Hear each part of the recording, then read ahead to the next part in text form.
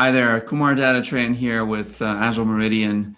I'm just here to hopefully answer some questions about what this course is about. You click the link, and so you get to hear me talk about leading with agility. Leadership is a passion of, well, I would say it's a journey and a passion of mine. I'm always striving to be a better leader, a better listener, a better coach. And to me, all those things go sort of hand in hand. And you click this link because perhaps you want to get this certification. Perhaps you were just curious. I don't know, but hopefully it's because you too are looking to improve your leadership skills and to get more in tune with the people that you lead, to support them in ways that will result in more engagement, more engaged employees. More engaged employees mean better results for your customers, better results for you. So I imagine those are some of the reasons why you're here. You can see from some of the testimonials on the course, you're going to be learning through various means, visually, auditorially, kinetically. What does that all mean? It means that we're gonna sort of engage you and the people that take this course with you to interact with each other in ways that you don't typically see in a class like this. It's about sharing your experiences, your leadership experiences, that will help enhance the content that we prepare, that we have prepared for you in advance. So this course is accredited by IC Agile. What does that mean? IC Agile is the International Consortium of Agile, and as such, this course is part of the business agility track. Now, what does that all mean, and why should you care? Well, business agility is broadly spoken of. I'm sure you've heard the term before, and this course helps prepare you as a leader to embrace this thing called business agility, the ability for a business, an enterprise, to quickly pivot and move and change with the times. I'm sure that all of us, myself included, were caught a little unaware and unguarded, unprepared for the changes of 2020, right? With COVID, the global pandemic, the global economic impacts that the pandemic are still having today. And of course, all of the other things that have gone on as part of that, right? The racial tensions that have arisen anew in the United States and certainly around the world. And as leaders, how do we deal with all of that? The increased and accelerated pace of change, the unexpected changes that we have to deal with as leaders. So how do we do that? And so I imagine that's one of the reasons you click this link. How do you deal with that? Well, we're going to find out if you take this course. So sign up. I will say that this course has a lot of really great topics, right? We're going to start with the mindset, right? What is this thing about a leadership mindset, an agile leadership mindset? What is agile leadership? We're going to be exploring that in our first session.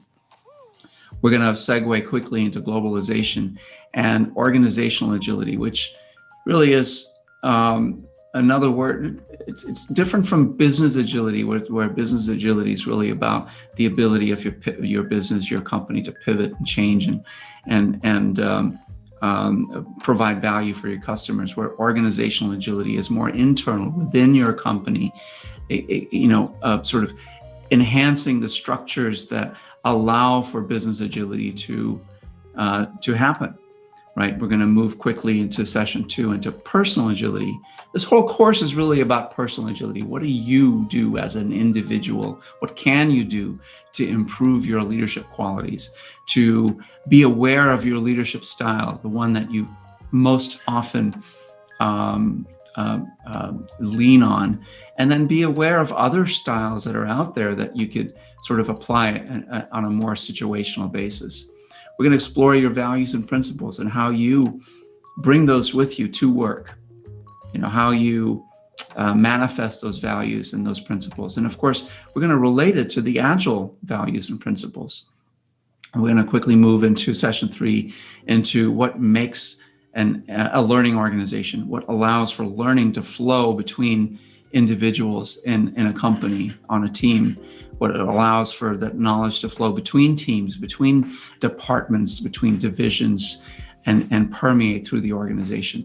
And the more quickly that learning can flow, the more adaptable the organization is, and the more able an organization is to respond to changes in the marketplace. We're going to examine the role of emotional intelligence in supporting high-performing teams, the role of relationship intelligence. Now, from a leadership perspective, this is all about looking inward. What do we as leaders, and what can we do as leaders to help support the people that and who report to us?